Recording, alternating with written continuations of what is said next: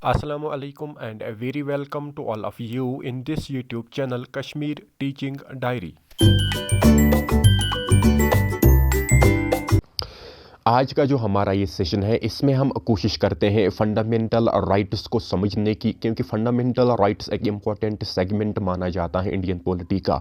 और बहुत सारे वो क्वेश्चंस हैं जो कम्पिटिटिव एग्जाम्स में पूछे जाते हैं फंडामेंटल राइट्स के इस सेगमेंट से। तो इस वाली सेगमेंट में और इस वाली सेशन में हमने कोशिश की हुई है तमाम उन सभी पॉइंट्स को हमने यहाँ पर कलेक्ट किया हुआ है जिन पॉइंट से फंडामेंटल राइट्स के रिलेटेड क्वेश्चंस अभी तक पूछे जा चुके हैं या कमिंग फ्यूचर में जो कम्पिटिटिव एग्जाम्स कंडक्ट होने जा रही हैं फंडामेंटल राइट्स से रिलेटेड जो भी क्वेश्चंस पूछे जा सकते हैं उन सभी पॉइंट्स को हमने कोशिश की हुई है इस वाली सेगमेंट में, इस वाली सेशन में हमने उनको यहाँ पर इंटीग्रेट किया हुआ है। आइए हम स्टार्ट करते हैं फंडामेंटल राइट्स के इस टॉपिक को। पहले हमें पता होना चाहिए कि फंडामेंटल राइट्स क्या है, फंडामेंटल राइट्स से क्या मुराद है। Fundamental rights are those rights जो एक इंसान से जुदा कर ही नहीं सकते हैं। फंडामेंटल राइट्स आप ये मानो कि ये बेसिक राइट्स एक इंडिविजुअल के जिनको कोई भी वायलेट नहीं कर सकता है। In case of their violation की जो हमारी गवर्नमेंट होती है उनकी रेस्पॉन्सिबिलिटी होती है हमारे इन राइट्स की प्रोटेक्शन करना। इन केस ऑफ वायलेशन यहाँ पर जो गवर्नमेंट के 3 ऑर्गन्स होते हैं, legislature, executive and judiciary, judiciary के जरिए हमारी जो ये फंडामेंटल राइट्स होती है in case of their violation इनकी इन्फोर्समेंट की जाती है। जब कभी भी एक इंडिविजुअल के फंडामेंटल राइट्स वायलेट हो जाएंगे तो यहाँ हमें जो फंडामेंटल राइट्स हैं इनकी इंपॉर्टेंस समझ आ जाती है। तो अब हमने कोशिश करनी है कि हमारे पास कितने फंडामेंटल राइट्स हैं और इनका हिस्टोरिकल बैकग्राउंड क्या है, ये सब कुछ हम इसके आज के वीडियो लेक्चर में समझने की कोशिश करते हैं। होप कि सभी जो इस टॉपिक को यहाँ पर वॉच कर रहे हैं आप सभी सीरियसली इसको वॉच करेंगे और इंशाअल्लाह हमने कोशिश की हुई है हर एक पॉइंट को आपको सही तरह से समझाया जाएगा। इन केस उसके बाद भी किसी पॉइंट के रिलेटेड आपके दिमाग में कोई कन्फ्यूजन रहता है तो नीचे डिस्क्रिप्शन में हमने व्हाट्सएप ग्रुप की लिंक शेयर की हुई है, उस पर आप अपना कंसर्न जो है वो वहाँ पर आप लिख सकते हो। चलिए मोस्ट इम्पॉर्टेंटली इसमें और एक बात आप याद रखोगे कि इस वाले वीडियो लेक्चर में हमने साथ साथ कुछ ट्रिक्स रखी हुई हैं जिनके ज़रिए से आसानी से फंडामेंटल राइट्स जो है उनको आप आसानी से याद कर पाओगे। आइए हम स्टार्ट करते हैं।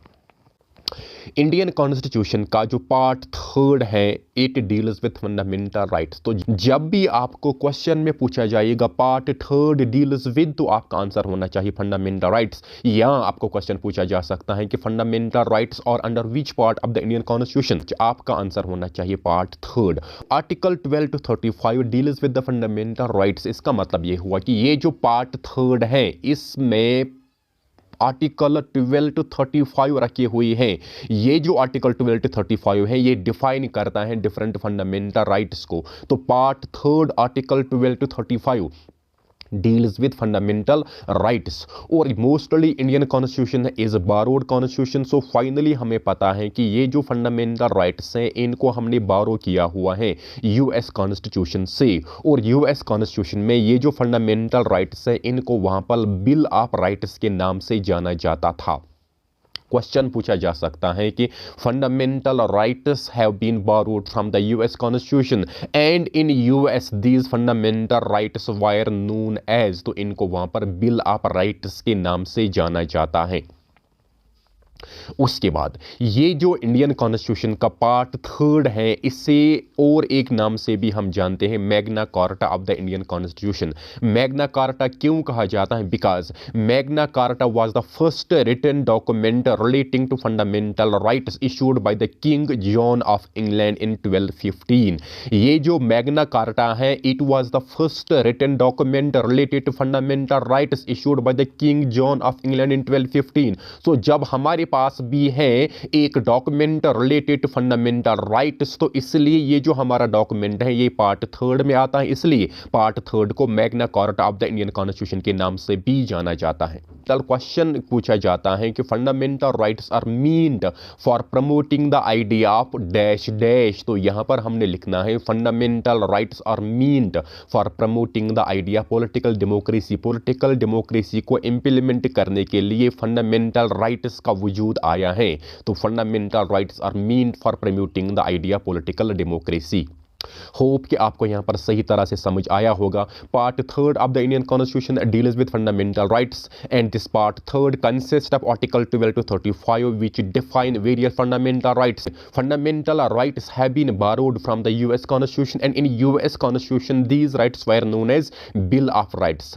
Part 3 of the Indian Constitution is also called as Magna Carta of the Indian Constitution. Why? Because Magna Carta was the first written document related to fundamental rights issued by the King John of England in 1215. Fundamental rights are meant for promoting the idea of political democracy.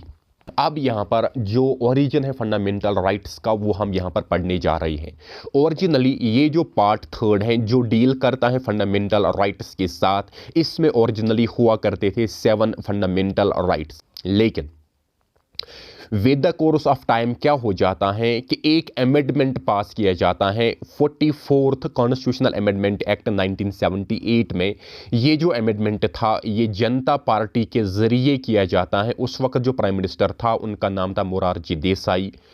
ये जो एक fundamental right था, fundamental right property, जो article 31 में आता था, और दूसरा एक आर्टिकल है राइट प्रॉपर्टी से रिलेटेड, वो आर्टिकल 19(1)(f) में आ जाता था, जिसका मतलब ये था कि freedom to acquire, hold and dispose property. एक इंसान की अपनी मर्जी है कि वो दूसरी प्रॉपर्टी खरीद सकता है, अपनी प्रॉपर्टी को अपने पास रख सकता है, अपनी प्रॉपर्टी बेच सकता था। ये जो फंडामेंटल राइट्स थे ये हमारे कॉन्स्टिट्यूशन में ये जो पोजीशन थी, ये जो राइट ऑफ प्रॉपर्टी था, ये हमारे पास ओरिजिनली फंडामेंटल राइट था, और 2 आर्टिकल्स इसके साथ डील करते थे। एक तो आर्टिकल 31 जो डील करता था फंडामेंटल राइट ऑफ प्रॉपर्टी के साथ, और आर्टिकल 19(1)(f) जो डील करता था freedom to acquire, hold and dispose property. इसको 44th अमेंडमेंट एक्ट 1978 के जरिए यहां पर डिलीट किया जाता है as a fundamental right and made a legal right. इसको लीगल राइट बनाया जाता है under article 300A and part 12 of the Indian constitution. इसका मतलब ये हुआ कि ये जो राइट प्रॉपर्टी है ये इस वक्त डिलीट हो चुका है, लेकिन एज ए फंडामेंटल राइट ये डिलीट हो चुका है। ये जो फंडामेंटल राइट है इसकी प्रेजेंट पोजीशन ये है कि ओरिजिनली फंडामेंटल राइट प्रॉपर्टी जो था ये एक फंडामेंटल राइट था, इसके साथ आर्टिकल 31 और आर्टिकल 19(1)(f) डील कर रहे थे, लेकिन प्रेजेंटली इसकी पोजीशन ये है कि ये एक लीगल राइट है। इसको फंडामेंटल राइट डिलीट करके एज ए लीगल राइट बनाया गया, और प्रेजेंटली ये जो राइट प्रॉपर्टी है ये article 300A in part 12 of the Indian constitution है। इसका मतलब ये हुआ कि अब पार्ट 3 जो है वहां पर right property as a fundamental right नहीं है, और ये जो आर्टिकल 31 है इसको परमानेंटली डिलीट किया गया, और ये जो आर्टिकल 19(1)(f) है इसको भी परमानेंटली डिलीट किया गया, और ये जो फंडामेंटल राइट प्रॉपर्टी है इसकी पोजीशन चेंज करके इसे लीगल राइट बनाया गया, आर्टिकल 300A में रखा गया, और पार्ट जो है इसका 12th रखा गया। इसका मतलब है presently right property is still a right but it is not a fundamental right. तो ये जो यहां पर चेंज की गई थी ये 44th अमेंडमेंट एक्ट 1978 के जरिए की गई। तो होप आपको ये यहां पर समझ आया होगा। अब जब पार्ट 3 ओरिजिनली कंप्राइज करता था 7 फंडामेंटल राइट्स को, अब जब एक डिलीट हुआ तो प्रेजेंटली हम ये कह सकते हैं कि इंडियन कॉन्स्टिट्यूशन जो ये पार्ट 3 है it only provide 6 fundamental rights. तो हमारे पास प्रेजेंटली 6 फंडामेंटल राइट्स इस वक्त मौजूद हैं।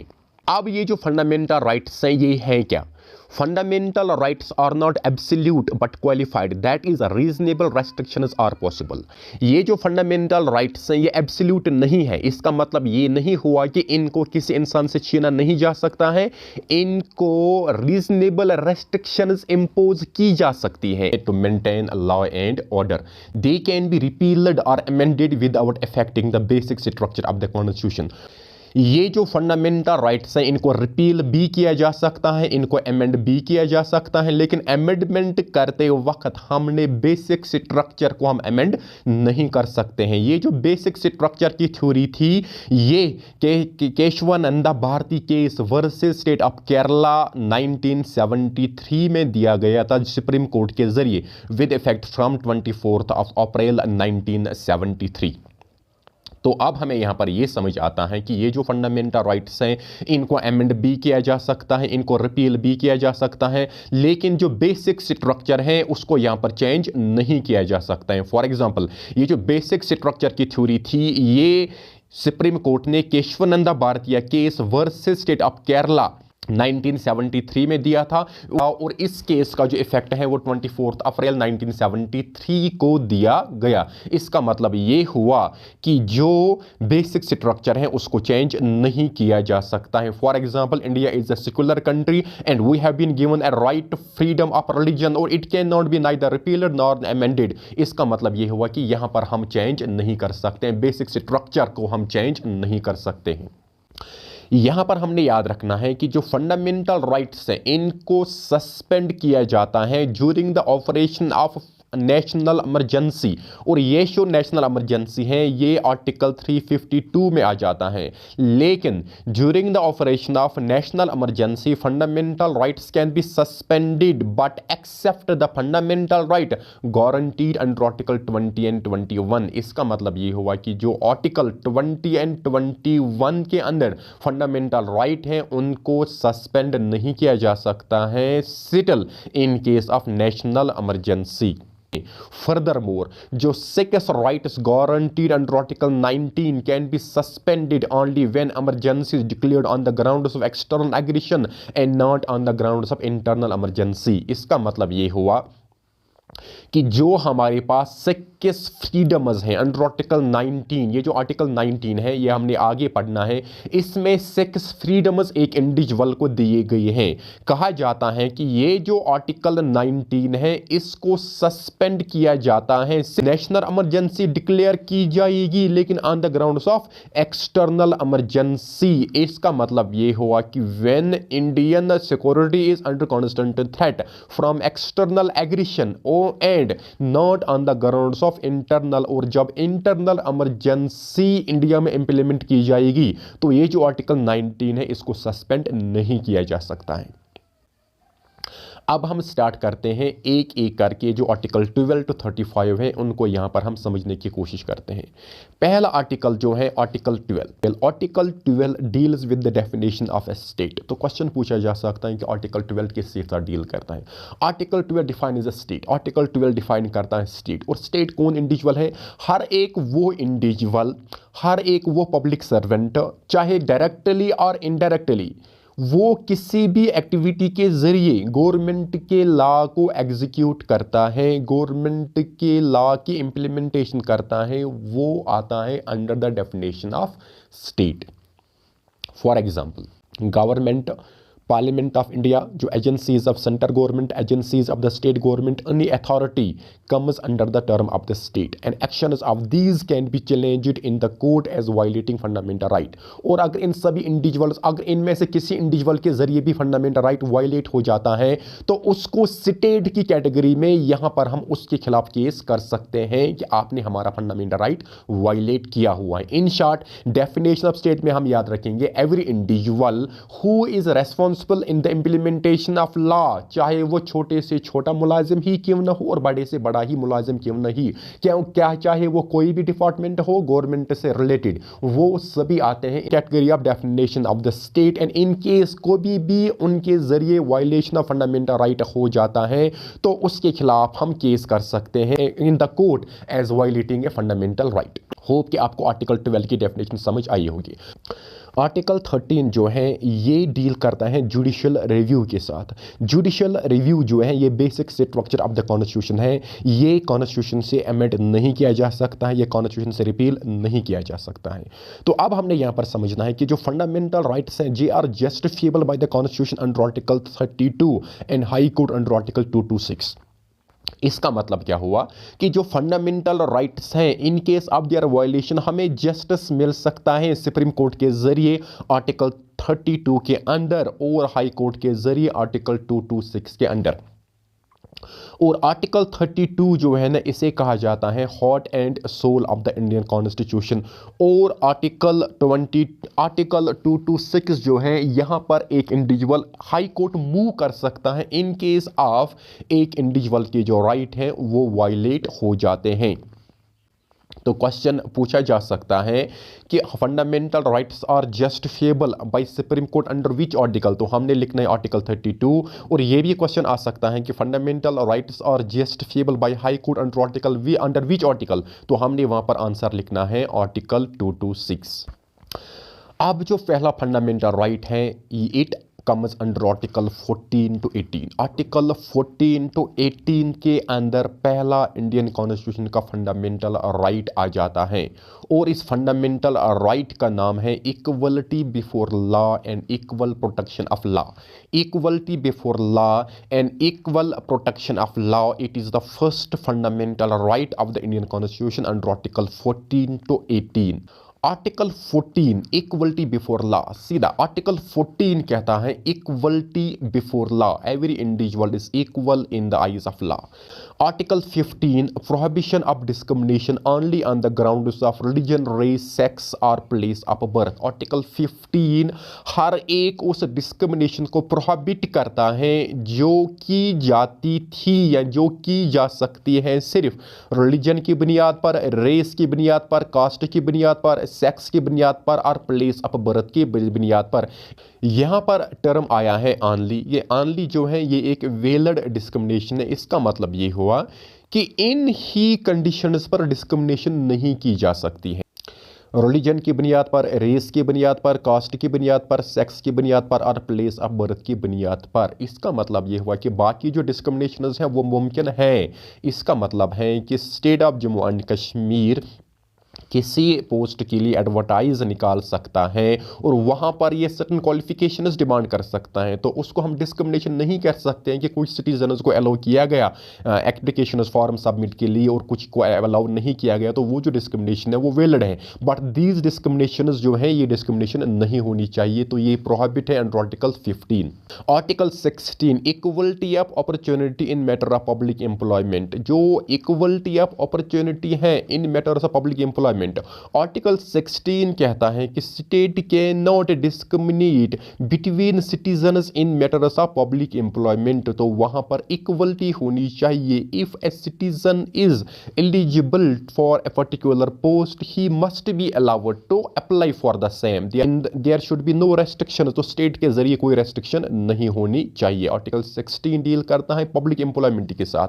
आर्टिकल 17 डील करता है एबोलिशन ऑफ अनटचेबिलिटी के साथ और प्रोहिबिशन ऑफ इट्स प्रैक्टिस। जो आर्टिकल 17 है इट एबॉलिशेस अनटचेबिलिटी और प्रोहिबिट्स इट्स एनी प्रैक्टिस। और आर्टिकल 18 डील करता है एबॉलिशन ऑफ टाइटल्स के साथ एक्सेप्ट मिलिट्री और एकेडमिक। ये जो आर्टिकल 18 आया हुआ है it was a practice during the British rule wire in there were some titles were given hereditary titles of nobility, that is sir, maharaja, ये जो टाइटल्स हैं इनको यहाँ पर एबॉलिश किया गया है आर्टिकल 18 के अंदर।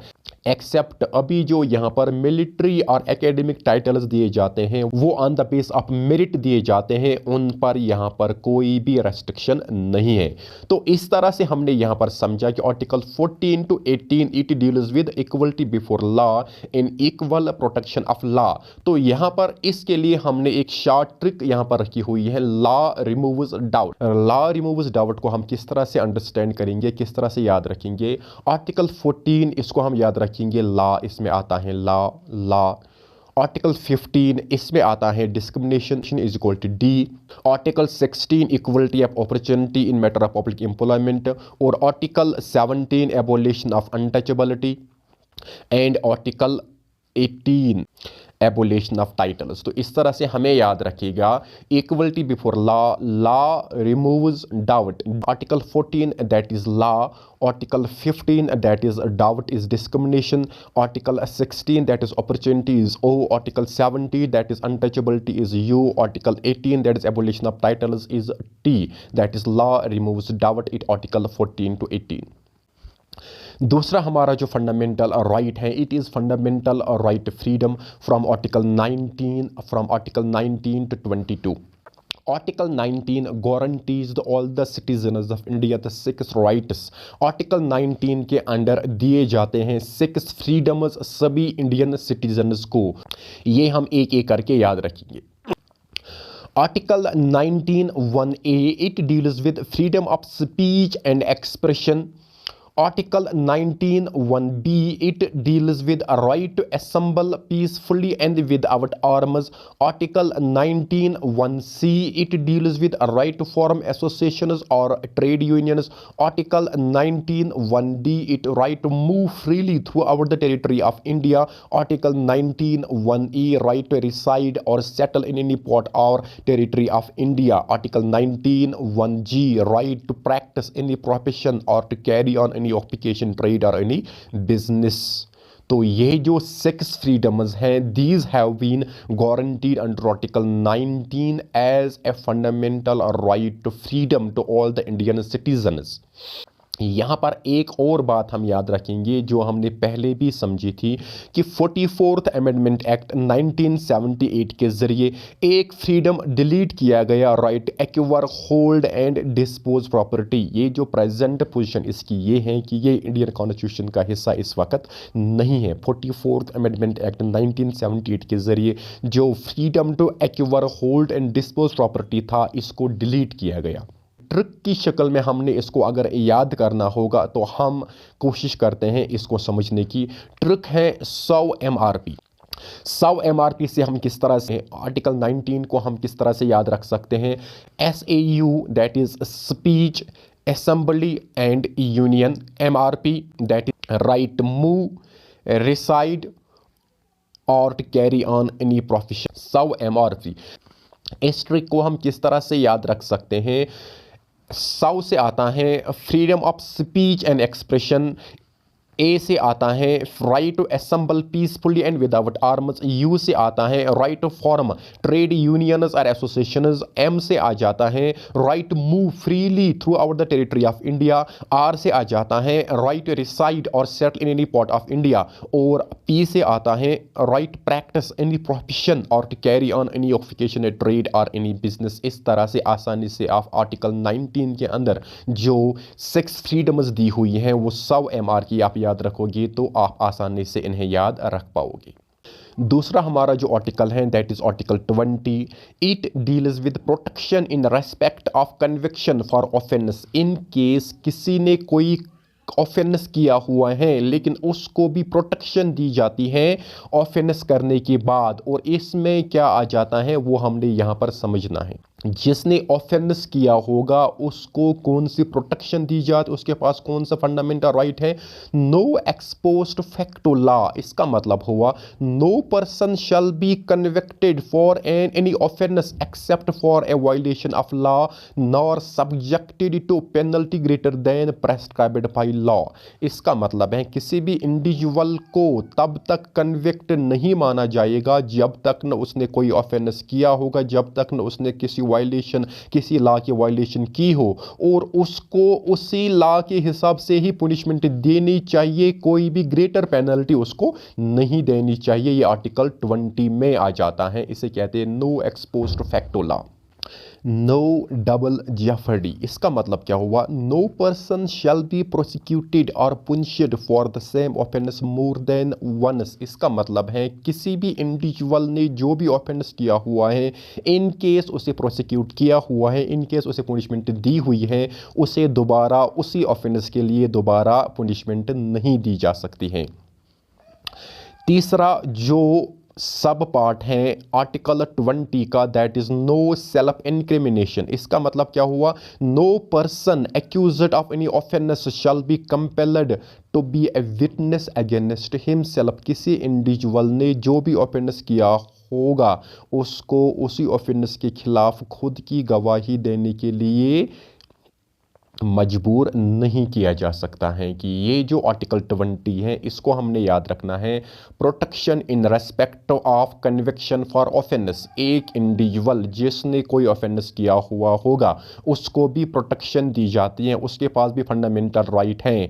उसको no ex post to facto law, इसका मतलब हुआ कि जिस लॉ के मुताबिक जो भी उसने ऑफेंस किया होगा उसी लॉ के मुताबिक उसको पनिशमेंट मिलनी चाहिए, ग्रेटर देन दैट नहीं मिलनी चाहिए। नो डबल जेफर्डी, इसका मतलब ये हुआ कि किसी इंडिविजुअल को जिसको भी प्रोसिक्यूट किया गया होगा उसको दोबारा उसी की सज़ा नहीं देनी चाहिए। नो सेल्फ इंक्रिमिनेशन, किसी भी कन्विक्टेड को अपने खिलाफ गवाही देने पर मजबूर ना किया जाए। आर्टिकल 21 यहाँ पर हमारे पास अब है। अब हमारे पास है एक और fundamental right, it is article 21। Article 21 कहता है protection of life and personal liberty. इसी के बारे में हम पढ़ रहे थे। आर्टिकल 20 एंड 21 जो हैं they still remain survive in the case of emergency imposed under article 352। अगर एमरजेंसी इम्पोज की गई हो आर्टिकल 352 के अंडर भी स्टिल जो आर्टिकल 20 एंड 21 है ये स्टिल सर्वाइव रह जाते हैं, इनको सस्पेंड नहीं किया जा सकता है। आर्टिकल 21 कहता है protection of life and personal liberty, और ये जो protection of life and personal liberty है इसका जो डोमेन है वो बहुत ज़्यादा ब्रॉड है। In the Maneka case versus Union of India the Supreme Court had given a wider interpretation of the article 21। ये जो आर्टिकल 21 है Maneka case versus Union of India के केस में सुप्रीम कोर्ट ने आर्टिकल 21 की एक सही तरह से वजाहत की हुई है, और बहुत सारे वो डोमेन्स हैं जो पार्ट ऑफ आर्टिकल 21 बनाए गई। इसका मतलब हुआ कि right to live with human dignity ये part of fundamental right under article 21 है। Right to fresh environment, pollution free water and air, right to privacy, right to shelter, right to health, right to free education up to 14 years of age, right against handcuffing, right to reputation, right information, right against public hanging and right of prisoners to have necessities of life. These are all the part of article 21। And इसके बाद भी बहुत सारे वो domains हैं जो article 21 में आ जाते हैं। और एक हमारे पास जो फंडामेंटल राइट है that is article 21A, right to elementary education. ये जो आर्टिकल 21A है ये ओरिजिनल कॉन्स्टिट्यूशन में एग्जिस्ट नहीं कर रहा था। ये जो आर्टिकल है article 21A it has been added by 86th constitutional amendment act of 2002। इसके ज़रिए क्या कहा जाता है, education for all between the age group of 6 to 14। Article 21A के ज़रिए एजुकेशन को कंपल्सरी एंड फ्री किया जाता है between the age group of 6 to 14। Education is a fundamental right. और साथ ही साथ हम यहाँ पर याद रखेंगे ये जो 86th कॉन्स्टिट्यूशनल अमेंडमेंट एक्ट किया जाता है जिसके ज़रिए education as a fundamental right बनाया जाता है, इसके साथ इसके ज़रिए 11th duty in part 4A of the Indian constitution add किया जाता है। जो फंडामेंटल ड्यूटीज़ हैं ओरिजिनली हमारे पास 10 फंडामेंटल ड्यूटीज़ थी। 86 कॉन्स्टिट्यूशनल अमेंडमेंट एक्ट ऑफ 2002 के ज़रिए 11th ड्यूटी ऐड की गई है फंडामेंटल ड्यूटीज़ के साथ, जिसमें कहा जाता है duty of guardian to send their children to school between the age group of 6 to 14। Most importantly 86th Constitutional Amendment Act 2002 also changed the subject matter of Article 45 in the Part 4 of the Indian Constitution। और इसी तरह से 45 article जो directive principles of state policy था 86 constitutional amendment act के ज़रिए उसका जो सब्जेक्ट मैटर वो चेंज किया गया है। The state shall provide early childhood care and education for all children until they complete the age of 6 years। इसका मतलब है तो स्टेट होगी इसकी रेस्पॉन्सिबिलिटी होगी बच्चों को अर्ली चाइल्डहुड केयर और एजुकेशन प्रोवाइड करना जब तक वो 6 साल के हो जाएंगे। इसका मतलब है आर्टिकल 21A जो था ये ओरिजिनल कॉन्स्टिट्यूशन में नहीं था। क्वेश्चन पूछा जा सकता है कि article 21A has been added by which amendment, तो हमने लिखना है 86 constitutional amendment act of 2022। Question पूछा जा सकता है कि education has been made free between which age group, तो 6 to 14। क्वेश्चन पूछा जा सकता है कि 11th fundamental duty has been added by which constitutional amendment act, तो हमने 86 कॉन्स्टिट्यूशनल अमेंडमेंट एक्ट वहां पर लिखना है। क्वेश्चन पूछा जा सकता है कि directive principles of state policy में कौन सा आर्टिकल था जो एजुकेशन से डील करता था, तो हमने लिखना है आर्टिकल 45। क्वेश्चन पूछा जा सकता है कि ये जो आर्टिकल 45 है ये कहाँ पर आता है, किस पार्ट में आता है, तो ये आता है ये आता है पार्ट 4 में। इस तरह से जो आर्टिकल 21A हमने समझा राइट टू एलिमेंट्री एजुकेशन, यहां पर आर्टिकल 21A में आता है। Article 22 protection against arrest and detention. Article 22 deal करता है protection against arrest and detention के साथ। मोस्ट इंपॉर्टेंटली हमने यहाँ पर याद रखना है कि किसी भी इंडिविजुअल को जब भी अरेस्ट किया जाए उसका राइट है ये जानना है कि मैं अरेस्ट क्यों किया गया हूँ, और उसका फर्दर उसका राइट ये है कि वो एक एडवोकेट कंसल्ट कर सकता है ताकि उसके केस की वो पैरवी कर सके। एंड मोस्ट इंपॉर्टेंटली साथ ही साथ जब भी किसी इंडिविजुअल को अरेस्ट किया जाएगा उसका राइट है कि उसे 24 आवर्स के अंदर अंदर जुडिशल मजिस्ट्रेट के सामने हाजिर किया जाए। अब जब हमने आर्टिकल 19 to 22 सब समझा, अब इन सभी को याद करने के लिए एक शॉर्ट ट्रिक है। 19 को हमने समझा था, आर्टिकल 19 में जो 6 फ्रीडम्स दी जा रही थी उनको हमने 100 MRP की शॉर्ट ट्रिक में समझा था। उसके बाद आर्टिकल 20 to 22 तक जो फंडामेंटल राइट्स आ जाते हैं उन्हें हम समझते हैं को किस तरह से याद रख सकते हैं। आर्टिकल 20 में कहा जाता है protection in respect of conviction for offence, conviction for C। Article 21 that is life and personal liberty that is L। Article 21A that is elementary education that is E। And article 22 protection against arrest and detention that is A। तो इस तरह से हम याद रखेंगे article 20 को हम याद रखेंगे protection in respect of conviction for offence, C stands for conviction, 21 life, L stands for life. Article 21A E stands for elementary education, article 22 that is protection against arrest, A stands for arrest। तो इस तरह से आसानी से इस short trick के ज़रिए हम इसको बार बार रिवाइज करेंगे तो हमें ये आसानी से याद हो जाएंगे कि जो give me 6 freedoms of clear, C stands for conviction, L stands for life and liberty, E stands for elementary education and A stands for arrest and detention। तो इस तरह से शॉर्ट ट्रिक की मदद से जो आर्टिकल 20 to 22 है ये हम याद कर सकते हैं। यहाँ पर हमारा जो थर्ड फंडामेंटल राइट है that is right against exploitation. ये जो राइट अगेंस्ट एक्सप्लॉइटेशन है it comes under article 23 and 24।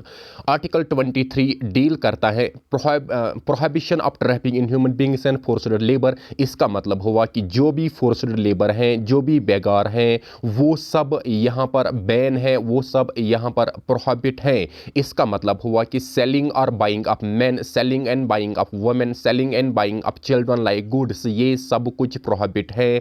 Immoral trafficking in women and children banned है। और जो स्लेव ट्रेड चल रहा था या स्लेव ट्रेड के चलते हुए हम यहाँ पर एक जगह से दूसरी जगह पर इंसानों को बेच नहीं सकते हैं। It has been punishable under article 23। इसी राइट अगेंस्ट एक्सप्लॉयटेशन का दूसरा सब कैटेगरी का आर्टिकल है that is article 24 prohibition of employment of children in factories. That is यहाँ पर कहा जाता है कि जो भी बच्चे below the age of 14 years है उनको यहाँ पर हजार्डियस एक्टिविटीज़ में हम काम पे नहीं लगा सकते हैं। It has been punishable by law. So यहाँ पर इन दोनों आर्टिकल्स को याद रखने के लिए हमारे पास शॉर्ट ट्रिक हैं बड़े मियाँ एंड छोटे मियाँ। बड़े मियाँ that is prohibition of trafficking in human beings, यहाँ बड़े लोगों की बात की जा रही है। और छोटे मियाँ prohibition of employment of children in factories, यहाँ पर छोटे बच्चों की बात की जा रही है। शॉर्ट ट्रिक के ज़रिए आसानी से हम इन दोनों आर्टिकल्स को याद कर सकते हैं। हमारा जो फोर्थ फंडामेंटल राइट है that is a right to freedom of religion from article 25 to article 28। Fourth fundamental right कहलाता है इंडियन कॉन्स्टिट्यूशन का पार्ट 3 के अंडर। और इसमें जो आर्टिकल 25 है ये है freedom of conscious and free profession practice and propagation of religion. हर एक इंसान आज़ाद है कि वो अपने मजहब की इबादत कर सकता है। और यहाँ पर हम याद रखेंगे कि जो वियरिंग ऑफ किरपान ये एक फंडामेंटल राइट है सिख मजहब में। मोस्ट इंपॉर्टेंटली जो सिख्स हैं they can not be compelled to wear a helmet while driving a bike because a kirpan because जो पगड़ी इनकी होती है ये इनकी पहचान है। It is their fundamental right, it is their religious identity. Article 26 में कहा जाता है कि हर एक मजहब के लोगों के पास राइट है, फ्रीडम है कि वो अपने मजहब के जो अफेयर्स है उनको कंडक्ट कर सकते हैं। आर्टिकल 27 में कहा जाता है कि कोई भी इंडिविजुअल आज़ाद हैं, उसे कंपेल नहीं किया जा सकता है कि किसी एक पर्टिकुलर रीजन को प्रमोट करने के लिए स्टेट के ज़रिए टैक्स देने पर। और आर्टिकल 27 में कहा जाता है कि हर एक इंडिविजुअल के पास आज़ादी है कि वो अपने मर्ज़ी के मुताबिक रिलीजियस इंस्ट्रक्शंस को अपने मज़हब की रिलीजियस इंस्ट्रक्शंस को अटेंड कर सकता है। मोस्ट इंपॉर्टेंटली इन सभी आर्टिकल्स को याद रखने के लिए हमारे पास शॉर्ट ट्रिक है। Con man evades tax attendance. इसका मतलब ये हुआ कि con man is a person one who तो code means freedom of conscience, man means freedom to manage, and tax means freedom from payment of tax, and attendance means freedom to attend religious instructions। तो इस तरह से इस short trick के जरिए हम right freedom of religion को सही तरह से मेमोराइज कर सकते हैं। हमारे पास जो फिफ्थ फंडामेंटल राइट है that is cultural and educational right under article 29 and under article 30। Cultural educational right में हमारे पास दो आर्टिकल्स आते हैं। आर्टिकल 29 डील करता है protection of language script and culture of minorities. और यहाँ पर आप याद रखोगे कि कॉन्स्टिट्यूशन के ज़रिए दो तरह की माइनॉरिटीज़ को रिकॉग्नाइज किया जाता है, on the base of religion and on the base of linguistic, on the base of language. Question पूछा जा सकता है कि constitution recognises how many minorities. तो हमने यहां पर लिखना है कि constitution recognise only two kinds of minorities that is religious minorities and linguistic minorities on the base of religion and on the base of language. Article 30 में कहा जाता है right of minorities to establish and administer educational institutions of their choice. Article 30 में कहा जाता है कि minorities का राइट है कि वो एजुकेशनल इंस्टीट्यूशंस को एस्टेब्लिश कर सकते हैं और उन्हें रेगुलेट कर सकते हैं, उन्हें चला सकते हैं। आर्टिकल 31 जो कि हमने पहले ही पढ़ा ये प्रेजेंटली एग्जिस्टेड नहीं है, सिटिल फिर हमने यहाँ पर लिया हुआ है ताकि आपको फिर एक बार याद रहे कि राइट प्रॉपर्टी की पोजीशन प्रेजेंटली क्या है। यहाँ पर कहा जाता है कि जो आर्टिकल 31 था ये राइट प्रॉपर्टी के साथ डील करता था। ओरिजिनली ये फंडामेंटल राइट था, आर्टिकल 31 में आता था, पार्ट 3 में आता था। लेकिन जो 44th कॉन्स्टिट्यूशनल अमेंडमेंट एक्ट 1978 में पास किया गया इसके ज़रिए it was made legal right. और ये प्रेजेंटली डील करता है article 300A and part 12 of the Indian constitution में। तो प्रेजेंट पोजीशन ये है कि जो राइट प्रॉपर्टी है ये इस वक्त फंडामेंटल राइट नहीं है, ये एक लीगल राइट है। Most important fundamental right of the Indian Constitution and the last fundamental right of the Indian Constitution, the sixth fundamental right है that is right constitutional remedies। right constitutional remedies में हमें क्या समझाया जाता है, पहले समझेंगे कि जो डॉक्टर भीमराव अंबेडकर हैं called right constitutional remedies as the heart and soul of the Indian Constitution।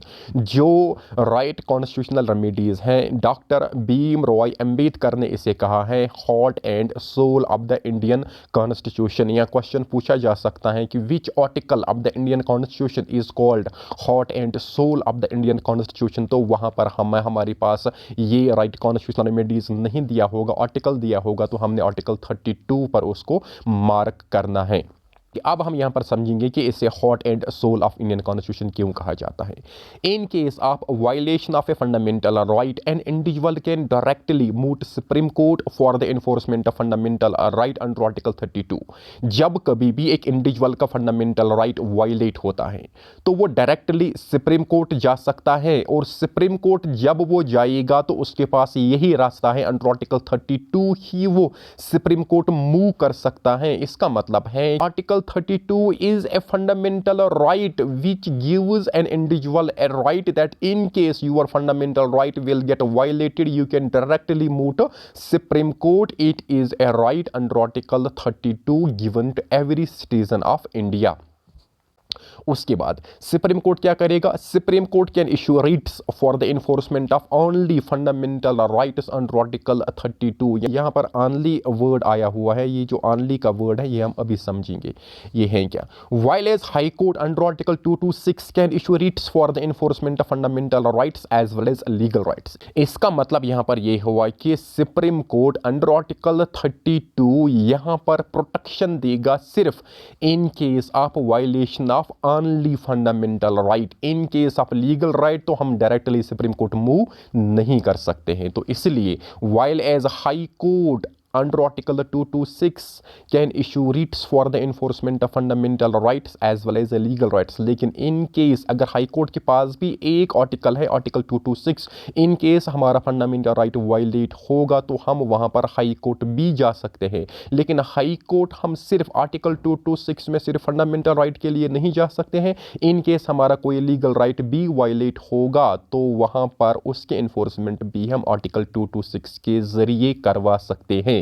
इसका मतलब ये हुआ कि आर्टिकल 32 में सुप्रीम कोर्ट हमें जस्टिस दे सकता है in case of violation of fundamental right, and in case of any legal right gets violated हमें पहले लोअर जुडिशरी में जाना है, उसके बाद ही वाया अपीलेट जुरिस्डिक्शन में हम जा सकते हैं हायर जुडिशरी सुप्रीम कोर्ट। तो आर्टिकल 32 में डायरेक्टली हम सिर्फ सुप्रीम कोर्ट में फंडामेंटल राइट्स के इन्फोर्समेंट के लिए ही जा सकते हैं। ओरिजिनल पोजीशन क्या थी? बिफोर 1950 जो high courts of Kolkata, Mumbai and Madras had the power to issue writs, but article 226 now empowers all the high courts to issue writs. अभी हमने समझा कि हाई कोर्ट के पास आर्टिकल 226 में पावर है कि वो इन्फोर्समेंट ऑफ फंडामेंटल राइट्स कर सकता है, और जिस किसी ने भी फंडामेंटल राइट की वायलेशन की हो उसे रिट्स दिए जाते हैं, उसको वहाँ पर कटघरे में खड़ा किया जा सकता है। लेकिन ओरिजिनली बिफोर 1950 जो इंडिया के 3 हाई कोर्ट्स थे, कोलकाता एंड मुंबई एंड मद्रास, इन्हीं के पास ये जुरिस्डिक्शन थी जिसे हम रिट जुरिस्डिक्शन के नाम से जानते हैं। Writ jurisdiction originally was available only to 3 high courts, Kolkata, Mumbai and Madras, but after 1950 article 226 was inserted, and this article 226 empowers all high courts of India to issue writs whenever the fundamental right or any legal right of any individual gets violated। तो writ jurisdiction of Supreme Court is wider than that of High Court। Supreme Court can issue writs against anyone throughout the territory of India, while as High Court can issue writs only within its territorial jurisdiction। फिलहाल के लिए आप यहाँ पर याद रखोगे।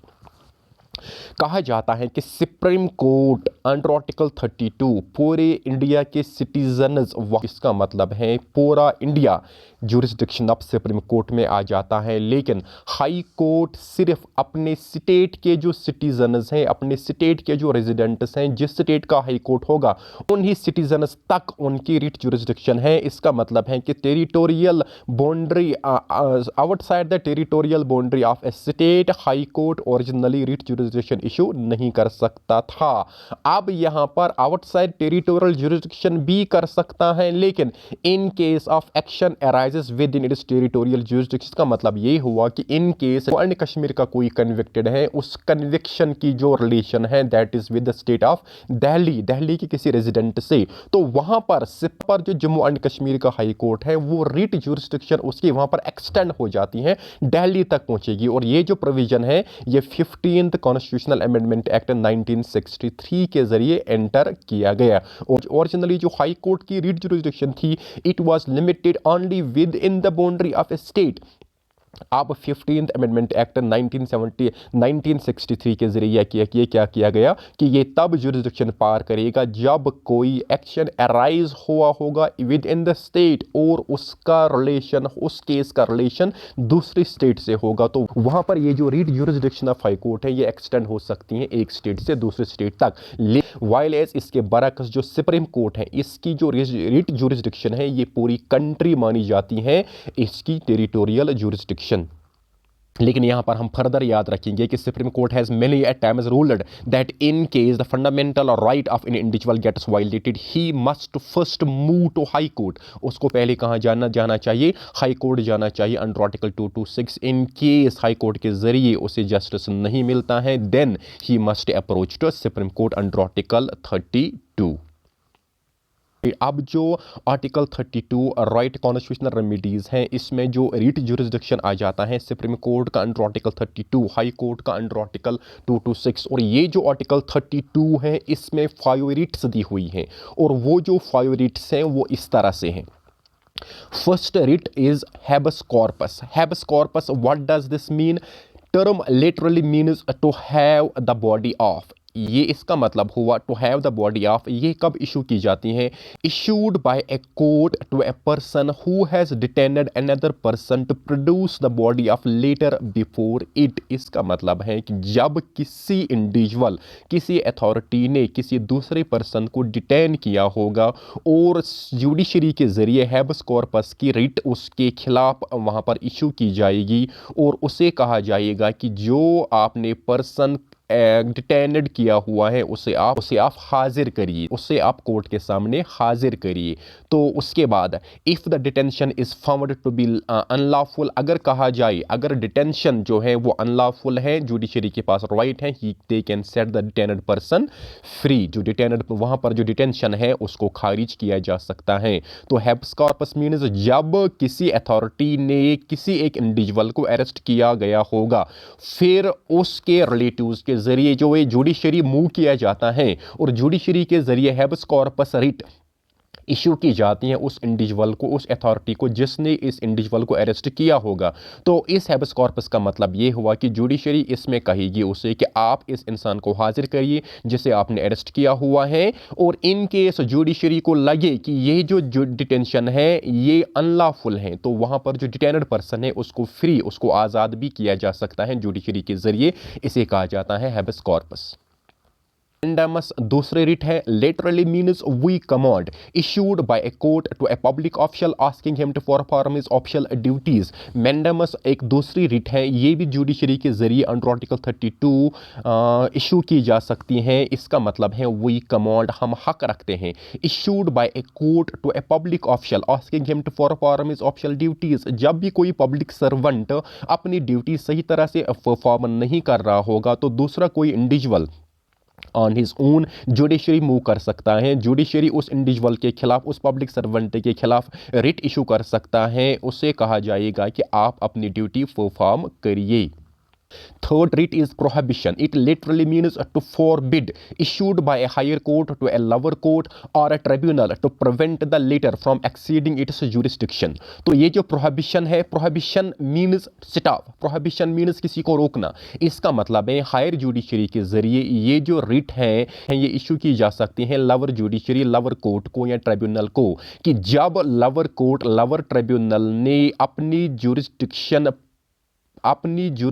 Exceed की होगी। इसका मतलब है जो राइट लोअर जुडिशरी के पास नहीं है, लोअर कोर्ट के पास नहीं है, अगर उसने उस जुरिस्डिक्शन को एक्सेस किया होगा तब हायर जुडिशरी के जरिए रिट ऑफ प्रोहिबिशन उस लोअर कोर्ट के खिलाफ इशू की जा सकती है।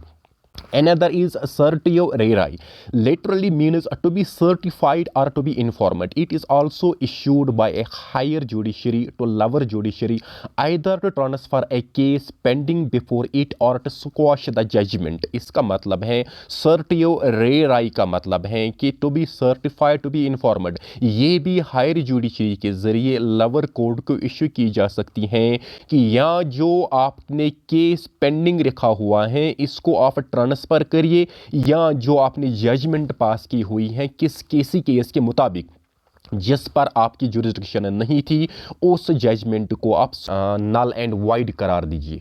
इट इज़ इशूड, ये कहाँ पर इशू की जाती है? It is issued on grounds of excess of jurisdiction, lack of jurisdiction of error of law. ये हायर जुडिशरी के जरिए तब पास की जा सकती हैं लोअर जुडिशरी को जब लोअर जुडिशरी ने एक्सेस ऑफ जुरिस्डिक्शन किया होगा, या लोअर जुडिशरी के पास जुरिस्डिक्शन थी ही नहीं, या लोअर जुडिशरी ने कोई जजमेंट दी है जिसमें एरर ऑफ लॉ हो। Last writ, that is quo warranto, literally means by what authority or warrant issued by a court to inquire into the legality of a person to a public office। ये जो quo warranto है ये writ judiciary के ज़रिए issue की जा सकती है एक इंडिविजुअल जिसने कोई भी पब्लिक पोस्ट कोई भी पब्लिक ऑफिस हेल्ड किया होगा, क्या ये पब्लिक ऑफिस लीगल है या इलीगल है उसको जानने के लिए ये जो रिट है ये पास की जाती है। मोस्टली जब किसी इंडिविजुअल ने इलीगली कोई पब्लिक पोस्ट ऑक्यूपाई किया होगा तो उस इंडिविजुअल के खिलाफ ये जो रिट हैं ये पास की जा सकती हैं जुडिशरी के ज़रिए। तो these were the 5 important writs जो हमने यहाँ पर समझे। इन रिट्स को याद रखने का जो आसान तरीका है that is CPM headquarter. CPM headquarter किस तरह से आप याद रखोगे?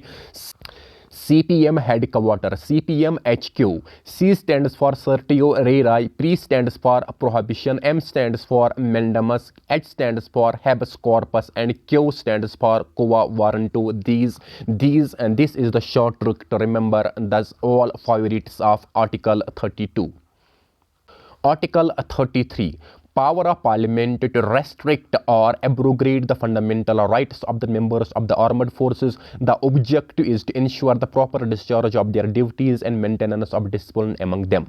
Article 33 के ज़रिए जो पार्लियामेंट के पास पावर है कि वो फंडामेंटल राइट्स आर्मड मेंबर्स के रेस्ट्रिक्ट कर सकते हैं ताकि वो सही तरह से अपनी ड्यूटीज़ परफॉर्म कर सके। जो आर्मड फोर्सेस हैं इनके फंडामेंटल राइट्स रेस्ट्रिक्ट किए जा सकते हैं to maintain law and order so that ये अपनी ड्यूटी सही तरह से डिस्चार्ज कर पाए और ये ज़रूरी है कि इनमें से डिसिप्लिन कायम रखे। तो ये जो है ये यहाँ पर जेन्युइन है, ये यहाँ पर जस्टिफाई है so that law and order and security of the country may get maintained. Article 34 restriction of fundamental rights while in martial law is in force. Restrict किए जाते हैं फंडामेंटल राइट्स जहाँ पर मार्शल लॉ हो under section 144 कि जो भी different government servants हैं, जो भी डिफरेंट मजिस्ट्रेट्स हैं during in the maintenance and law and order in case उनके ज़रिए सिटीजन्स की फंडामेंटल राइट्स की वायलेशन हो जाती हैं तो गवर्नमेंट उनको डिफेंड कर सकती है आर्टिकल 34 के under. Article 35 it lays down that power to make law to give effect to a certain specified fundamental right shall be vested only in the parliament and not in the state legislature so that uniformity throughout the country is maintained। इसका मतलब ये हुआ कि article 35 में कहा जाता है कि पार्लियामेंट के पास ही पावर है कि कोई भी लॉ बनाया जाए, कोई भी फंडामेंटल राइट में कोई भी चेंज लाई जाए, ये जो सब काम है ये पार्लियामेंट का रहेगा और ये जो पावर है ये पार्लियामेंट के पास ही रहेगा कि किस फंडामेंटल राइट की क्या कनोटेशन रहेगी, किस फंडामेंटल राइट में कब किस हिसाब से चेंज लाई जाएगी और ये जो पावर है it will rest with the parliament and not with the state legislature so that पूरी कंट्री में यूनिफॉर्मिटी रहे। ये था हमारे इस फंडामेंटल टॉपिक की लास्ट स्लाइड। मोस्टली इन 3 आर्टिकल्स में कंफ्यूजन होता है। Article 33 it deals with the armed forces that means the fundamental rights of armed forces may be restricted so that they may discharge their functions properly। Article 34 deals with martial law। Martial law is different from the emergency। Martial law can be implemented and it may disallow an assembly of 3 to 4 person। under martial law 2 या 2 से ज़्यादा इंसान जब 2 से ज़्यादा persons की जो assembly है वो पीसफुल नहीं मानी जाती हैं, वो डिसअलाउ की जाती हैं। और यहाँ पर हम रखेंगे याद आर्टिकल 34 में मोस्ट इंपॉर्टेंटली गवर्नमेंट अपने पब्लिक सर्वेंट्स को डिफेंड करती हैं इन केस उनके ज़रिए सिटीजन्स के फंडामेंटल राइट्स की वायलेशन हुई होगी in the maintenance of law and order. और आर्टिकल 35 में कहा जाता है कि पावर हर एक लॉ बनाने का या फंडामेंटल राइट्स को शेप देने का या फंडामेंटल राइट्स में कोई चेंज लाने का ये जो सभी पावर्स हैं किसके पास रहेगा? पार्लियामेंट के पास ही रहेगा और स्टेट लेजिस्लेचर के पास नहीं रहेगा। ताकि पार्लियामेंट के पास क्यों रहेगा? क्योंकि पार्लियामेंट एक सिंगल पॉलिटिकल इंस्टीट्यूशन है कंट्री का so that uniformity throughout the country is maintained. तो इस तरह से हमने पूरा जो फंडामेंटल राइट का जो कंसेप्ट है हमने कोशिश की कि सही तरह से आपको समझाया जाए।